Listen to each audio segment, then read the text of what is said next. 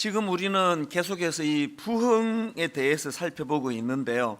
이제 오늘부터는 좀 더 구체적으로 이 부흥의 요소들에 대해서 이제 몇 주간 좀 살펴보려고 합니다. 그 중에 이제 첫 시간으로 이 부흥의 요소 중에서 오늘은 이 회개에 대해서 좀 살펴보려고 하는데요. 사실 이 회개와 부흥은 뗄래야 뗄 수가 없는 그런 함수 관계를 가지고 있습니다. 2000년 역사를 되돌아보면은 부흥 운동이 일어났던 그 현장에는 반드시 이 회개의 역사가 먼저 일어났다는 것을 알 수가 있습니다. 우리나라에서 일어났던 평양 대부흥 운동도 예외가 아닙니다. 그러니까 이런 맥락에서 이 부흥을 이야기할 때는 꼭 그 회개를 덧붙여 이야기하는 경우들이 참 많습니다. 미국의 아주사 부흥 운동의 선구자로 알려진 프랭크 바틀맨이라는 분이 이런 말을 했습니다. 부흥의 높이는 회개의 깊이로 결정된다. 참 의미가 있는 내용 아닙니까? 부흥의 높이는 회개의 깊이로 결정된다. 저도 이 문장을 이렇게 옮겨놓고 한참을 들여다보고 또 묵상을 하고 또 생각을 했었습니다.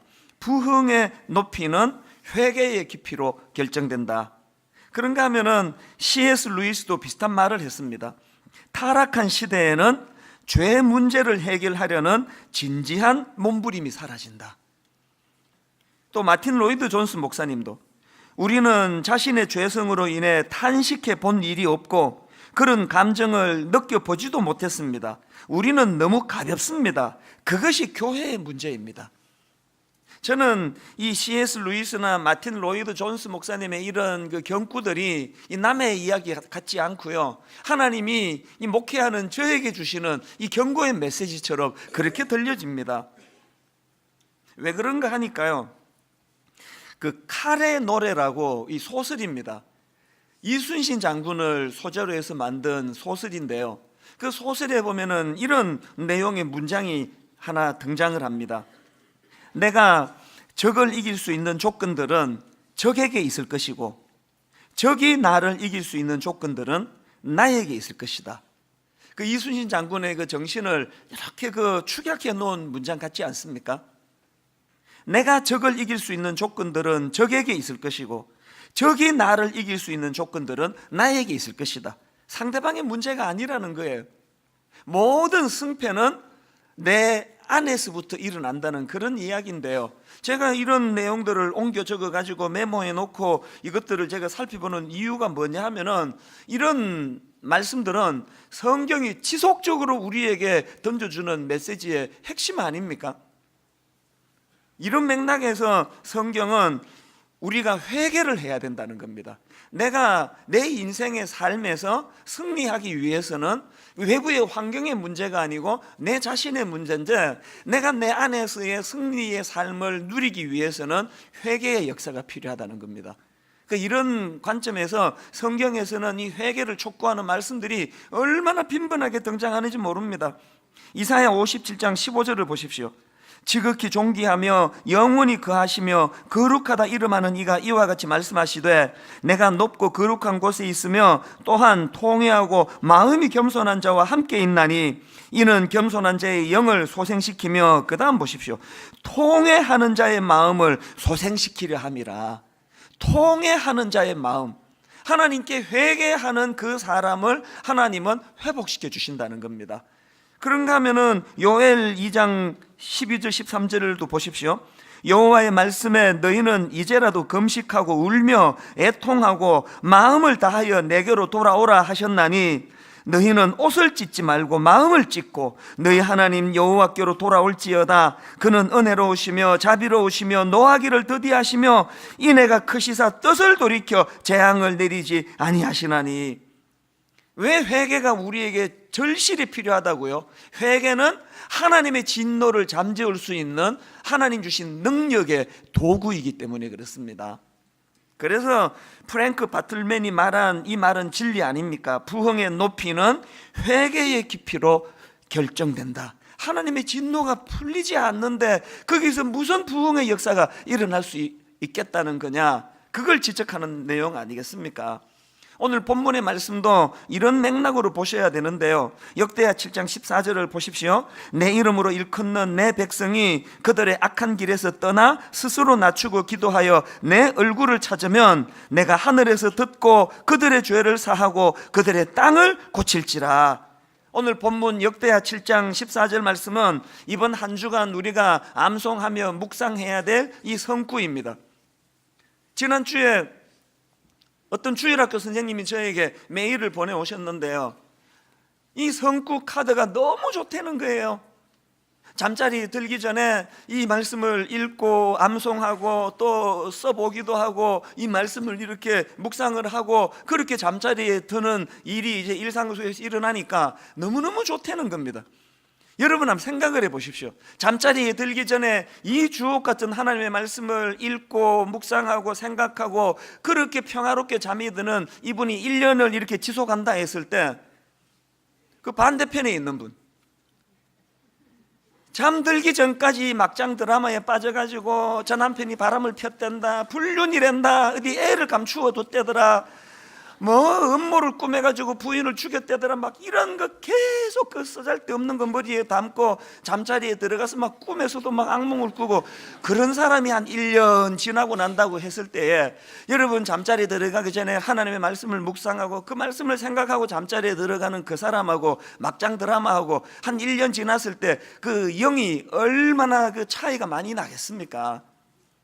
이 하나님 말씀을 이번 주에도 이 말씀을 묵상하시기를 원하는데요, 내 이름으로 일컫는 내 백성이 그들의 악한 길에서 떠나 스스로 낮추고 기도하여 내 얼굴을 찾으면 내가 하늘에서 듣고 그들의 죄를 사하고 그들의 땅을 고칠지라. 여러분 이 말씀의 배경을 알아야 되는데요, 이 말씀의 배경은 바로 그 앞에 나오는 역대하 6장에서 솔로몬이 오래 준비해온 성전을 이제 완공을 하면서 하나님께 봉헌 기도를 드리는 내용이 나옵니다.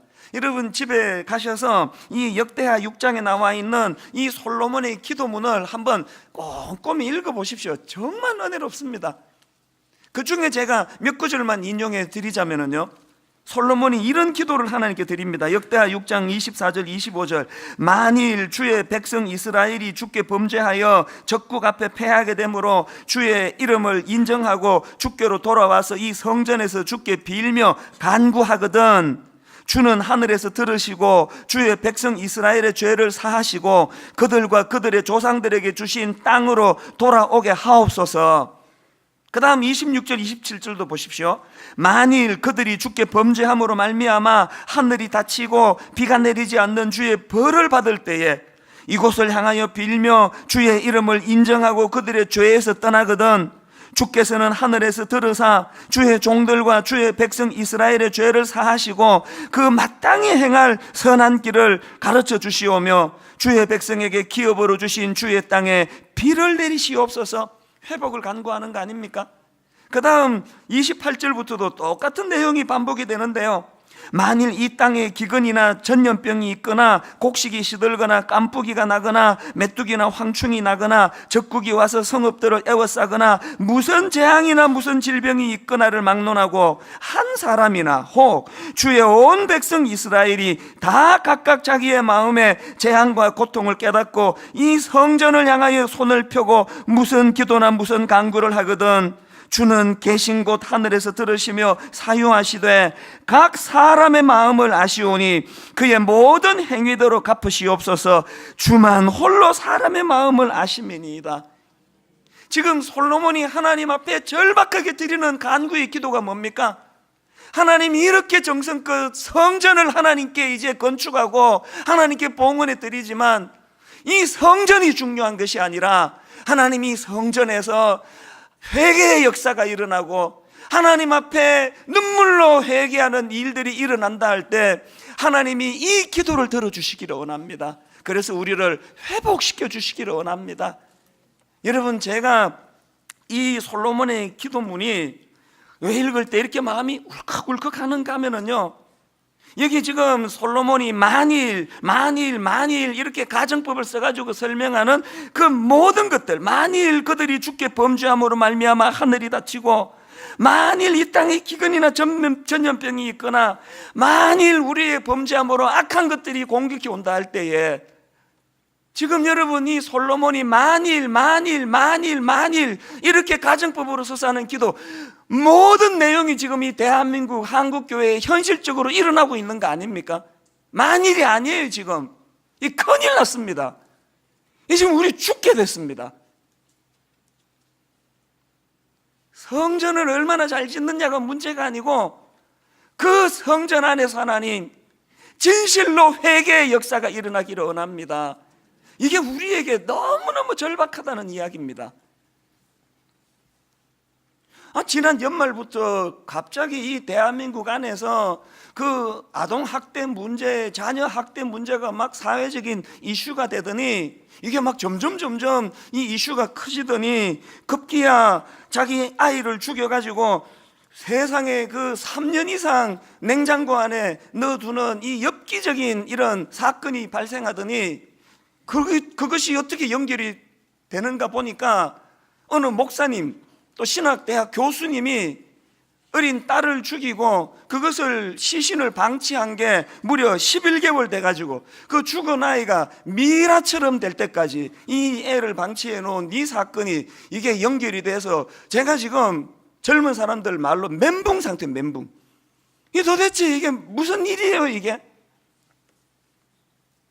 사실 제가 지금까지는요 뭐 이상한 뭐 별의별 그 몰상식한 사건이 일어날 때마다 마음에 무슨 생각을 했냐 하면 건강한 제대로 된 신앙생활하는 사람이 아니고 이거는 사입이나 이단이나 극단적인 신비주의자나 그런 사람들의 일이지 세상 사람들이 몰라가지고 싸잡아가지고 욕을 하는 거지 우리는 그런 부류와 다르다 그런 마음의 위로를 갖고 있었는데 이번에 이 일이요 그런 저의 마음을 그냥 싹 다 잡아먹어버렸습니다. 왜 그렇습니까? 이 목사님이 소속된 교단은요 아주 건강한 교단이에요. 아주 정상적인 교단입니다. 독일에 유학 가서 신학 박사 학위까지 갖고 있는 분 아닙니까? 이제 뭐 설명할 힘도 없고요. 뭐 나올 수 있는 모든 것들은 이미 다 나왔다 싶은데 좀 있으면 또 나오고 이제 더 이상 나올 거 없다 싶으면 뭐가 또 나오고 이거 어떻게 하면 좋습니까? 여러분은 이런 현실을 지금 어떻게 이것을 지금 바라보고 계십니까? 그 목사 새끼가 말이야 그게 인간이야 그게? 여러분 이렇게 비난하고 손가락질할 문제가 아니고요 오늘 우리 시대는 솔로몬이 가르쳐준 대로 어떻게 해야 된다고요? 만일로 그렇게 가정법으로 시작한 그 솔로몬의 기도가 오늘 우리 한국 교회는 현실적인 이 타락과 현실적인 절망으로 나타나기 때문에 지금이야말로 누구를 탓하고 누구를 비난하기 이전에 먼저 주님 앞에 내 마음이 찢어져야 되는 거예요. 이 회개 운동이 일어나야 되는 거 아닙니까? 저도 참 교만하고 못된 인간인 게요 전에는 그런 목사님들 비판을 많이 했습니다. 막 비판하면서 무의식적으로 나는 저런 사람들하고 달라 이런 게 제 안에 많이 자리 잡고 있었던 게 사실이에요. 그러나 요즘에는요 그럴 엄두가 안 나요. 이런 일들을 겪을 때마다 하나님이 늘 제게 경고의 말씀을 주시기 때문이에요. 그 다음은 네 차례야. 그 다음은 네가 걔하고 뭐가 다르냐 뭐가 상황이 거기에 도달 안 했을 뿐이지. 여러분 오늘 우리 시대야말로 정말 회개운동이 필요한 때예요. 그래서 하나님께서 그 솔로몬의 기도를 얼마나 기쁘게 받으셨는지 역대하 7장 14절에서 하나님이 그 솔로몬의 기도에 대하여 해주시는 응답 그 응답의 말씀이 오늘 본문 역대하 7장 14절 말씀입니다. 그 앞에 12절부터 한번 보십시오. 밤에 여호와께서 솔로몬에게 나타나사 그에게 이르시되 내가 이미 내 기도를 듣고 이곳을 택하여 내게 제사하는 성전을 삼았으니 혹 내가 하늘을 닫고 비를 내리지 아니하거나 혹 메뚜기들에게 토산을 먹게 하거나 혹 전염병이 내 백성 가운데에 유행하게 할 때에 그 다음 14절, 내 이름으로 일컫는 내 백성이 그들의 악한 길에서 떠나 스스로 낮추고 기도하여 내 얼굴을 찾으면 내가 하늘에서 듣고 그들의 죄를 사하고 그들의 땅을 고칠지라. 이 절망적인 상황, 이 현실을 회복할 수 있는 유일한 대안이 있다면 하나님 앞에 나와 통곡하며 회개하는 거라는 거예요. 우리가 하나님 앞에 회개하며 나아갈 때에 하나님은 이거 도저히 이제 회복이 안 된다, 어렵다는 그 상황을 회복의 길로 인도해 주실 줄로 믿습니다. 이게 부흥의 조건인 회개의 문제예요.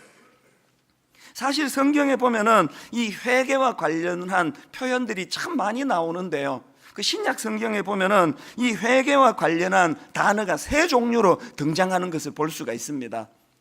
첫 번째 등장하는 회개와 관련한 단어는 메타멜로마이라는 단어인데요, 이 단어는 가룟 유다하고 관련이 많은 단어예요.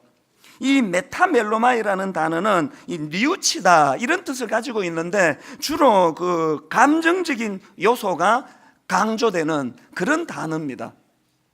마태복음 27장 3절을 보십시오.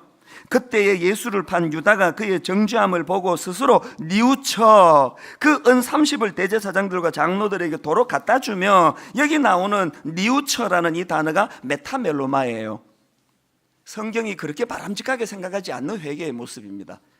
그런가 하면은 두 번째로 등장하는 단어가 메타노에오라는 단어인데요, 이 메타노에오라는 이 단어는 회개 중에서 이 내적인 변화, 이 마음을 돌이키는 이 생각의 변화, 이거를 강조하는 단어입니다.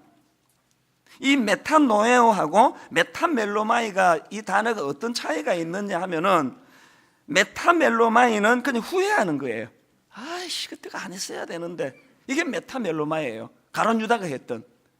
그런데 이 메타노에오는 베드로가 한 거예요. 베드로가 이 마음을 돌이키는 거예요. 그런가 하면은 세 번째로 나오는 단어가 에피스트레포라는 단어인데요, 이 에피스트레포라는 이 단어는 포인트가 뭐냐, 잘못된 길에서 올바른 길로 방향을 바꾸어 돌이키는 것, 행위가 포함되어 있지 않습니까? 메타노이아가 생각의 변화를 강조하는 단어라면 세 번째 나오는 에피스트레포라는 단어는 그 삶을 돌이키는 것을 의미합니다. 그러니까 이 두 번째 단어와 세 번째 단어가 어우러진 게 베드로의 회개예요. 자, 여러분 오해하면 안 되는 게요, 가룟 유다는 도저히 용서받지 못할 짓을 저질러서 망했고 베드로는 그것보다 좀 덜 했기 때문에 구원받은 게 아닙니다.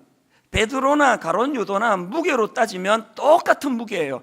둘 다 용서받지 못할 짓을 저질렀는데 행위의 문제가 아니고요, 죄악된 그 깊이의 문제가 아니고 회개의 문제라는 거예요. 여러분이 지금 서울에 가서 이제 일을 보려고 분당에서 이제 판교 톨게이트를 지나가지고 이제 저기 양재동 쪽으로 들어가야 되는데 이 길을 잘못 들어가지고 생각 없이 그냥 부산 쪽으로 지금 가고 있었단 말입니다. 한참을 모르고 이렇게 가다가 천안이네? 나 이거 서울 가야 되는데 이거 어떡하지? 그럼 그냥 계속 가는 거예요. 대전까지 왔네? 이거 어떡하나? 계속 가는 거예요. 김천, 대구, 부산 톨게이트 벗어날 때까지 그걸 계속 가는 거예요. 이 웃기는 거 아닙니까? 그냥 대놓고 웃으세요. 이 웃기는 거 아닙니까? 이 웃기는 이야기가 이게 딱 오늘 우리들의 모습이라고 이야기한다면 어떻게 대답하시겠습니까? 성경을 왜 읽어야 됩니까? 내가 지금 서울 쪽으로 가야 되는, 양재동이 나와야 되는데 여기가 천안이네? 이걸 자각하게 하기 위해서 읽는 게 성경 아닙니까? 주일날 모여서 설교는 왜 듣습니까? 지금 하나님이 원하시는 길은 좁은 길, 하나님이 원하시는 길은 세상 사람들이 가지 않는 하나님의 길은 지금 비유컨대 양재동 쪽으로 가야 되는데 내가 지금 이 천안으로 가고 있네? 이걸 자각하게 하도록 하는 게 설교 아닙니까? 그리고 여러분이 실제로 자각을 하잖아요. 예배 시간에 깨닫지 않습니까? 어떨 때는 눈물도 흘리지 않습니까? 막 건의가 들어오기를 여성 화장실에 크리넥스를 좀 마련해 달라 그러고 막 예배 끝나면 화장실에 가서 막 울고 화장 고치는 여성이 많아서 복잡하다 막 그런 이야기가 저한테 종종 들려지지만 화장 다 고치고 눈물 흘리고 회개하고 후회하고 나는 양재동으로 서울로 가야 되는데 지금 부산 쪽으로 가고 있거나 막 뼈 아프게 괴로워하고 다 하고는 계속 그 길로 가는 거 아닙니까? 지금 막 울고 또 계속 가는 거 아닙니까? 지금 그 길로. 이게 가룟 유다가 했던 회개라니까요. 베드로가 나중에 큰 사도가 되고 사도행전 3장 19절에서 그가 했던 설교 내용을 한번 보십시오. 그러므로 너희가 회개하고 돌이켜 너희 죄 없이 함을 받으라. 이같이 하면 새롭게 되는 날이 주 앞으로부터 이를 것이요. 여러분, 여기 나오는 베드로가 회개하고 돌이켜가 우리말로는 한 문장 같지만요, 이게 딱 두 단어예요. 회개하고 돌이켜. 더 중요한 게 뭐냐, 여기 나오는 앞에 나오는 회개는요 메탄노예요. 아까 말씀드린 세 종류 중에 두 번째예요. 메탄노예가 뭘 강조한 거라고요? 이 생각의 변화예요. 이렇게 하면 안 되는데 이걸 자각하고, 그 다음에 돌이켜가 뭐냐, 에피스테레포는 뭘 포함한 회개라고요? 실제적으로 내 삶 속에서 내 행위적으로 내 삶을 돌이키는 거, 이게 베드로가 말하는 회개거든요. 자기가 먼저 그것을 경험하고 난 이후에 그 회개의 능력으로 인생이 변화됐기 때문에 확신을 가지고 이렇게 설교할 수 있는 거 아닙니까? 여러분, 마음이 찔리는 것도 중요하고 눈물 한두 방울 나는 것도 좋은데요, 예배는 눈물을 좀 나면은 그게 은혜가 되고 눈물 안 나면 은혜가 되지 않는 감정적인 시간이 아닙니다. 회개는 결단하는, 안 울어도 돼요. 막 가슴 치며 괴로워 안 해도 돼요. 그냥 빨리 천안 톨게이트에서 빠져나와 가지고 반대 방향으로 유턴하는, 이게 중요한 거 아닙니까? 이런 맥락에서 저는 오늘 이 부흥의 전제 조건으로서의 이 회개의 의미를 두 가지로 나누어서 좀 설명을 드리려고 하는데요, 여러분, 이 부흥의 요소로서의 회개는 두 가지 의미를 가지고 있습니다. 첫 번째 의미가 뭐냐, 회개는요 자기 자신에 대하여 자각하는 것의 문제예요. 이 자각한다는 거, 이걸 잘 설명할 수 있는 제가 사례를 하나 알고 있는데요, 작년 이맘때 딱 1년 전에는 무슨 일이 또 사회적으로 이슈가 됐느냐 하면은 유치원이나 어린이집에서의 아이들 학대 문제. 그래서 그때는 하루가 멀지 않고 학부모 그 어린이집 교사가 애들을 두들겨 패고 막 밀쳐버리고 막 무슨 뚜껑으로 머리 막 때리고 이런 것들이 뉴스에 막 계속 나올 그 어간이에요. 그 즈음에 무슨 기사를 제가 하나 봤느냐 하니까요, 서울에 있는 어떤 어린이집에서 이제 그 CCTV를 달았습니다. CCTV를 달아놓고 어떤 일을 했느냐 하면은, 애들이 다 이제 집에 가고 나면은 이 어린이집 선생님들이 다 모여가지고 그 CCTV를 이제 함께 같이 보는 거예요. 함께 그것을 보면서 모니터링을 했다는 거예요. 그리고는 이제 그 결과를 그 기사에서 이제 쭉 설명을 했는데 모두가 다 충격을 받더라는 거예요. 예를 들면 이런 거예요. 자기가 그 낮 동안에 했던 행동을 CCTV로 본 어떤 선생님이 이렇게 깜짝 놀라서 하는 말이 이렇습니다. 평소에 생각하던 내 모습하고 저 영상 속의 내 모습이 너무 달라서 놀랐습니다. 자기 행동을 자기가 전혀 몰랐다는 거예요. 그런가 하면은 또 어떤 선생님은 이렇게 고백했습니다. 화면 속에 나는 펜으로 책상을 탁탁 치거나 칠판을 손으로 치면서 이야기했다. 나도 모르게 허리에 손을 얹거나 팔짱을 끼거나 뒷짐을 졌다. 그 애들 앞에 굉장히 고압적이고 권위적인 자세를 자기가 내보인다는 것을 몰랐다는 거예요. 심지어는 어떤 선생님은 이렇게 고백했습니다.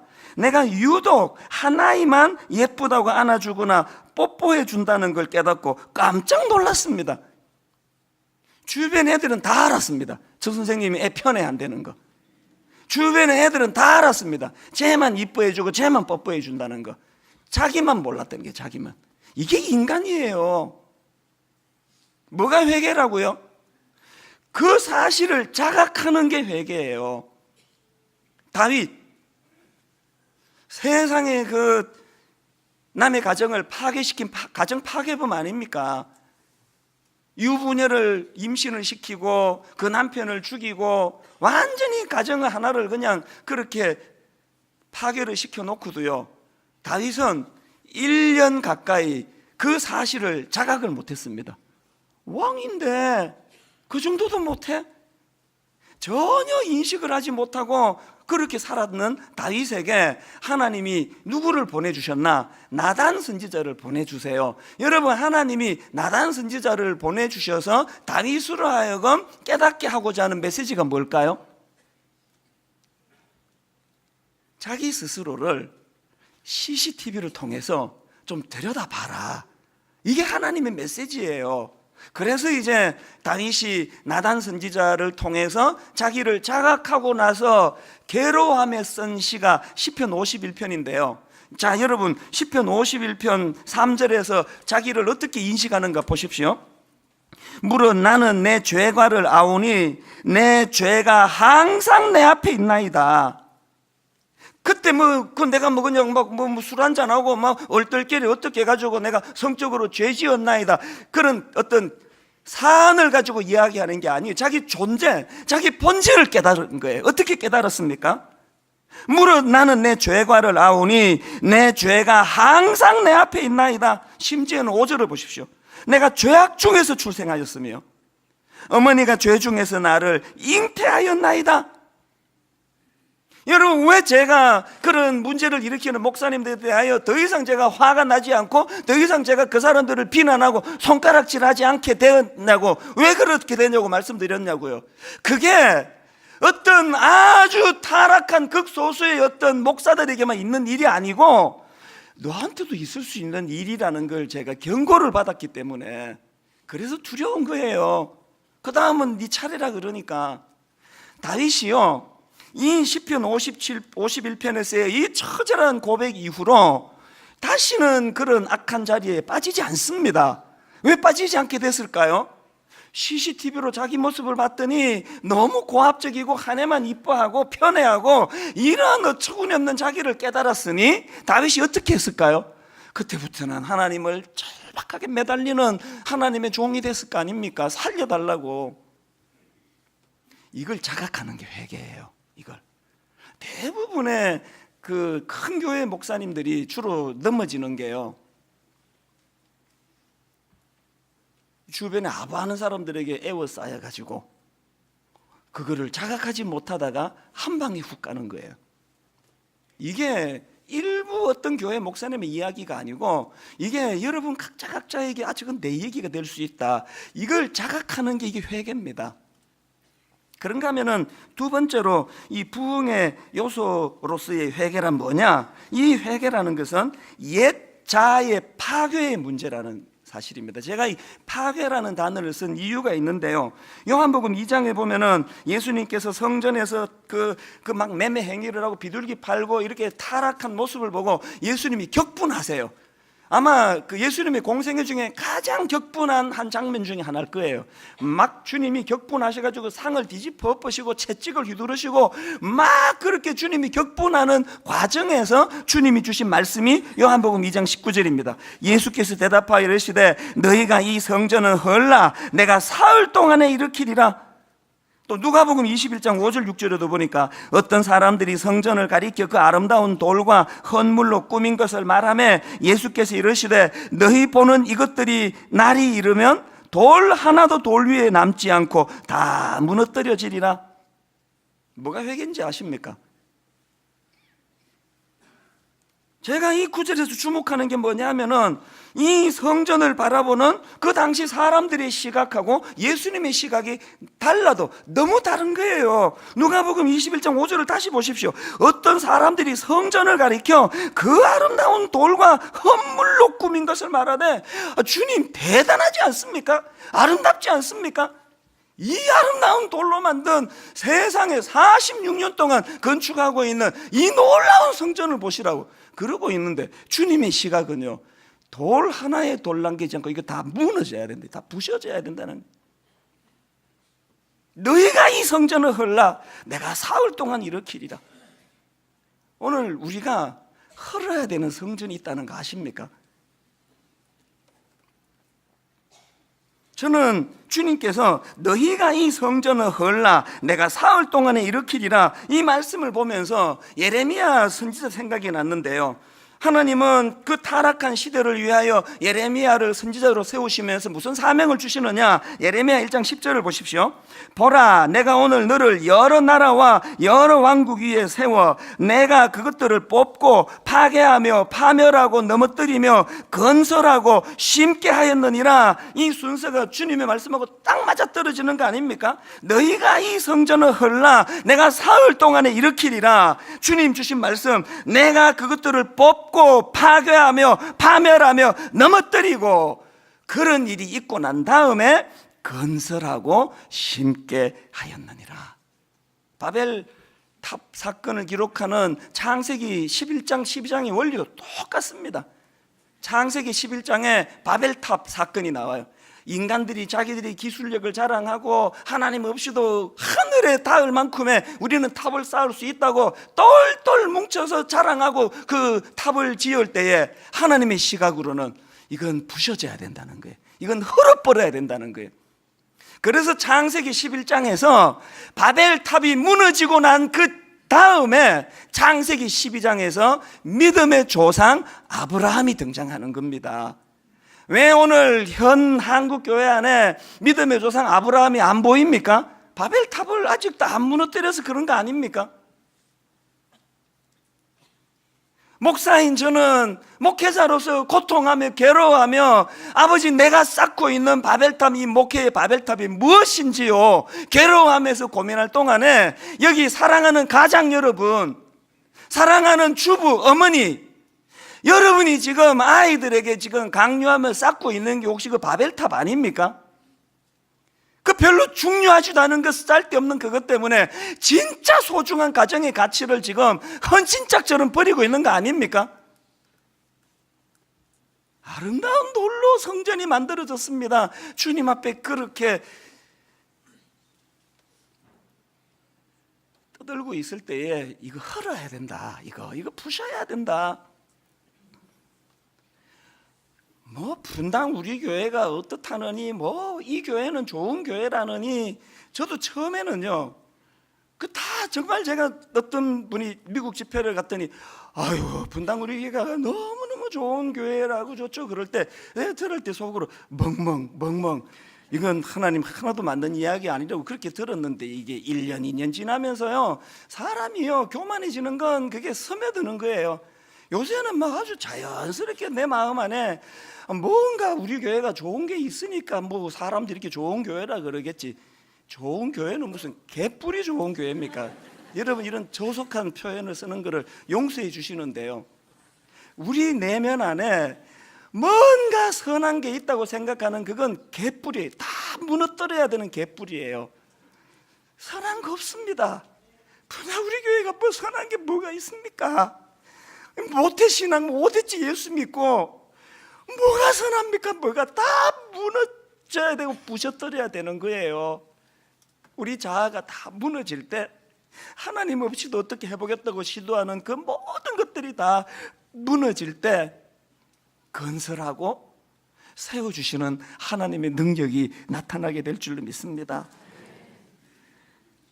그래서 저는 사도행전 15장 16절에 나오는 이후에 내가 돌아와서 다윗의 무너진 장막을 다시 지으며 또 그 허물어진 것을 다시 지어 일으키리니, 오늘 현실적으로 우리 같은 목회자들의 타락과 변질로 이 무너진 다윗의 장막을 보고 한숨 짓고 있지만, 언젠가 주님이 오셔서 우리가 무너뜨린 이 다윗의 장막을 다시 이렇게 세워줄 그날을 하나님 사모하고 기다립니다. 우리 가정 안에 부부가 뭐가 잘못했는지, 뭐가 무너지고 부셔지고 자녀들은 혼미하고 자녀 교육은 도대체 어떻게 시켜야 될지 모르는 이런 상황에서 하나님, 우리가 잘못돼서 무너뜨린 이 다윗의 장막을 언젠가 주님 다시 오셔서 이것을 이렇게 세워주실 그날을 사모하고 또 사모합니다. 반드시 그날이 일어날 줄로 믿습니다. 그래서 갈라디아 6장 14절에 보니까 그러나 내게는 우리 주 예수 그리스도의 십자가 외에 결코 자랑할 것이 없나니 그리스도로 말미암아 세상이 나를 대하여 십자가에 못 박히고 내가 또한 세상을 대하여 그러하리라. 그러나 내게는 우리 주 예수 그리스도의 십자가 외에 결코 자랑할 것이 없으니 그리스도로 말미암아 세상이 나를 대하여 십자가에 못 박히고 내가 또한 세상을 대하여 그러하리라. 주님이 허물어라. 그것도 허물어야 된다. 네가 하나님 없이 잘 되고 있는 그것들이 허물어지지 않고는 다시 세워지는 일이 어렵다. 이 시대에 정말 부흥을 갈망하고 부흥이 일어나기 위하여 주님이 허물어 주시는 가슴 아픈 일들이 새로 건설되고 새로 태어나는 축복의 통로가 됨을 볼 수 있는 영안을 회복하는 저와 여러분 되시기를 바랍니다. 여러분, 오늘 이 본문을 가지고 만든 찬양이 하나 있는데요, 418번 찬양입니다. 나의 백성이 다 겸비하여 내게 기도하며 나의 얼굴을 구하여서 그 악한 길에서 떠나면 하늘에서 듣고 죄를 사하며 그들의 땅을 고치리라. 하늘에서 듣고 죄를 사하며 그들의 가정을 고치리라. 하늘에서 듣고 죄를 사하며 그들의 교회를 고치리라. 우리 사모하는 소원하는 마음을 가지고 함께 이렇게 찬양하기 원합니다. 나의 백성이 다 겸비하여 나의 백성이 다 겸비하여 내게 기도하며 나의 얼굴을 구하여서 그 악한 길 떠나며 우리가 파괴하고 우리가 무너뜨릴 때 하늘에서 듣고 죄를 사하며 그들의 땅을 고치리라.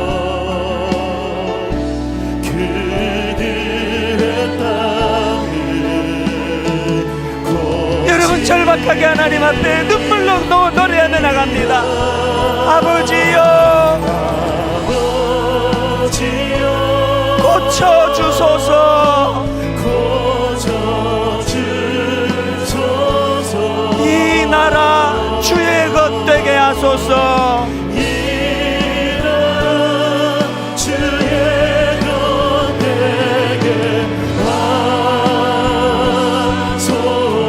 주 하나님 간절히 기도하오니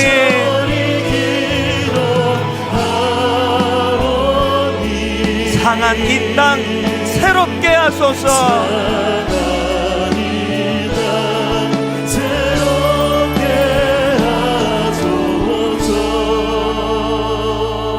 여러분, 후렴 한 번 더 찬양하기 전에 우리 좀 생각 좀 하고, 정말 우리 좀 생각 좀 하고 예배 드리자고요. 맨날 교회 와가지고 바벨탑 좀 쌓게 해달라고, 누구도 쌓고 지금 다 쌓는데 하나님 나도 좀 바벨탑 좀 쌓아주세요. 우리 지금 그렇게 기도하고 있는 거 아닙니까? 주님의 시각으로는 그게 아름다운 돌로 만들어진 성전이지만 허물어야 된다고 보시는데, 가정을 돌아보시면은요, 정말 우리 아이들에게 미안하기 짝이 없는, 부모가 지금 영안이 어두워가지고 가장 소중한 것을 잃어버리고 별 중요하지 않은 그것 때문에 가족이 지금 갈갈이 갈 길이 마음이 나뉘어지는 이런 현실이라면 하나님 고쳐주세요. 이 나라 주의 것 되게 하소서. 주 하나님 간절히 기도하오니 상한 이 땅 새롭게 하소서. 가사를 생각하시면서 우리 후렴 한 번 더 찬양할 때 성령님 우리 마음을 만져주시기 원합니다. 아버지여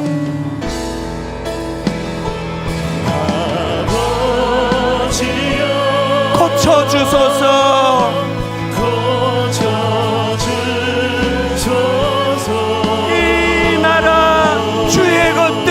하소서.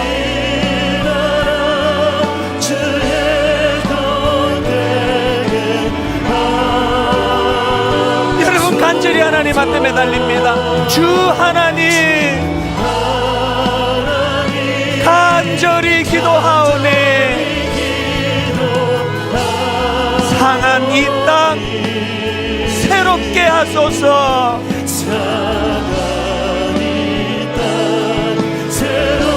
회개가 터지시면 이 시간 기도하시기를 원합니다. 한 번 더 고백합니다. 아버지여 고쳐주소서.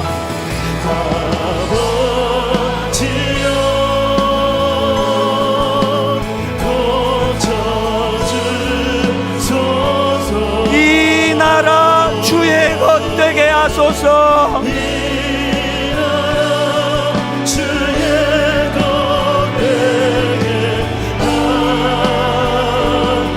절박하게 간절하게 주 하나님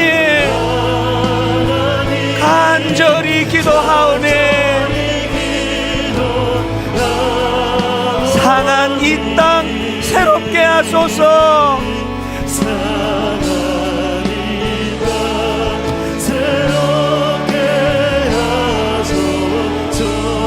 오늘 말씀을 생각하시면서 우리 기도하며 나가기 원합니다. 아버지, 내가 부흥을 원합니다. 내 심령의 부흥을 원합니다. 하나님, 이 삭막한 내 가정이 변화되기 원합니다. 내 가정의 부흥을 원합니다. 내 교회의 부흥을 원합니다. 그러기 위하여 하나님 회개가 터뜨려지기를 원합니다. 회개는 내 자신을 자각하는 것이라 말씀하셨습니다. 회개는 하나님 내가 그동안 소중히 그것들을 다 허무는 것이라 말씀하셨습니다. 내가 허물면 주님이 세워주실 줄로 믿습니다. 이 역사가 일어나기를 원합니다. 우리 다 같이 한 목소리로 통성으로 기도하기 원합니다. 같이 기도하시겠습니다. 살아계신 하나님 아버지, 우리의 죄된 모습을, 아버지 우리의 죄된 옛자를 자각하기를 원합니다. 깨닫기를 원합니다.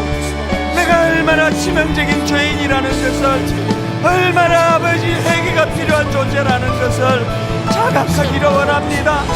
주님, CCTV로 데려다보듯이 철저하게 우리 자신을 자각하기를 원합니다. 아버지, 우리 자신을 자각한 이후에 하나님, 내가 세운 이 바벨탑을 무너뜨리기를 원합니다. 내가 세운 이 바벨탑이 깨뜨려지기를 원합니다. 주님이 무너뜨려 주시옵소서. 그리고 주님이 다시 세워주시기를 원합니다. 주님, 회개의 역사가 종으로부터 일어나기를 원합니다. 회개의 역사가 종으로부터 회복되기를 원합니다. 하나님, 그 은혜를 허락하여 주시기를 원합니다. 하나님 아버지, 하나님 아버지, 그 은혜를 우리에게 허락하여 주시기를 원합니다. 하나님의 은혜를 구하는 자들마다 아버지 은혜 내려주시기를 원합니다.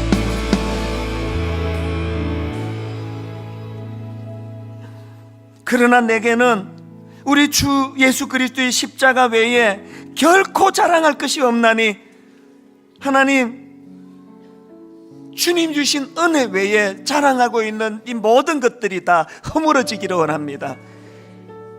내가 노력해서 만든 이 바벨탑이 하나님 없이도 잘 살 수 있다고 그런 생각을 가지게 만드는 바벨탑이 무너질 때 믿음의 조상 아브라함이 일하게 될 줄로 믿습니다. 우리 가정을 살려주시옵소서. 아버지, 우리 가정 안에 바벨탑이 다 무너지게 해주시고, 그리고 하나님 다시 건설하고 세워주시는 하나님의 역사와 능력을 맛보아 경험하는 가정들이 되게 하시고 교회가 되게 하여 주시옵소서. 인도해 주시는 주님 신뢰합니다. 의지합니다. 믿습니다. 믿음을 가지고 주님께 나아가오니 은혜 내려 주시옵소서. 예수님 이름으로 기도드립니다. 아멘. 우리 자리에서 일어나셔서 오늘 말씀을 요약해 놓은 찬양 같습니다. 나의 백성이 419번 찬양입니다. 나의 영혼이 잠잠히 하나님만 바라며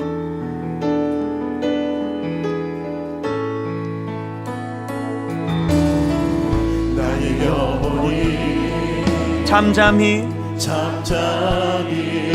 하나님만 바라며 나의 구원이 그에게서 나는도다.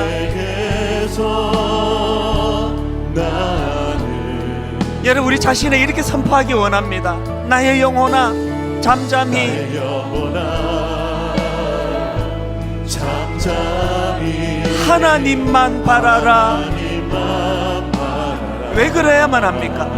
나의 소망이 나의 소망이 누구로부터 나는 겁니까? 저에게서 나는 도다.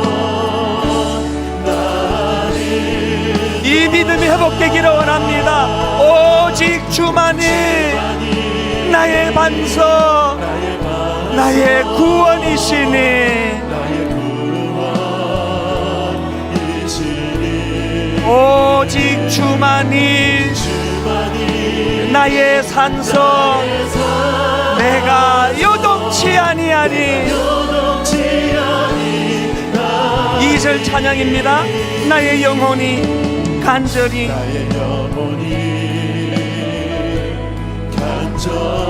여러분 무엇을 갈망합니까? 여호와를 갈망하며 나의 입술이 여호와를 찬양하리. 주 안에서 행복하기를 원합니다. 나의 영혼이 즐거이 여호와를 따르리니. 나의 평생에 여호와를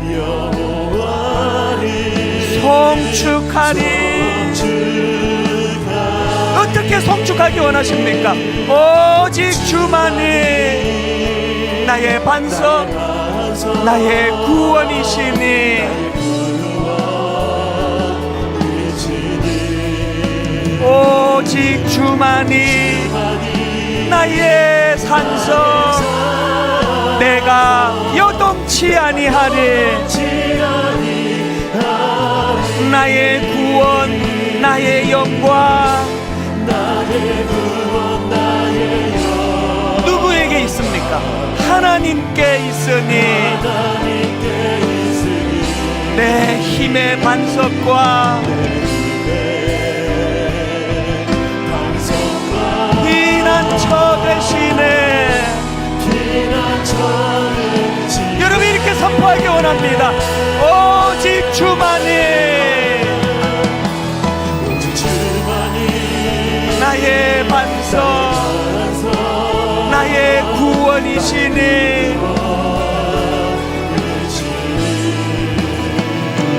오직 주만이 나의 산성,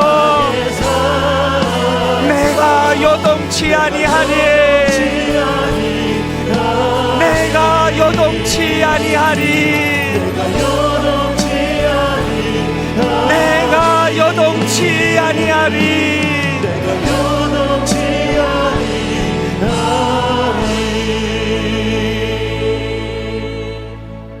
기도하시겠습니다. 내 이름으로 일컫는 내 백성이 그들의 악한 길에서 떠나 스스로 낮추고 기도하여 내 얼굴을 찾으면 내가 하늘에서 듣고 그들의 죄를 사하고 그들의 땅을 고칠지라. 내가 하늘에서 듣고 그들의 죄를 사하고 그들의 땅을 고칠지라. 하나님, 이 말씀이 이 한반도 땅 이 시대에 구현되는 그 은혜를 허락하여 주시옵소서.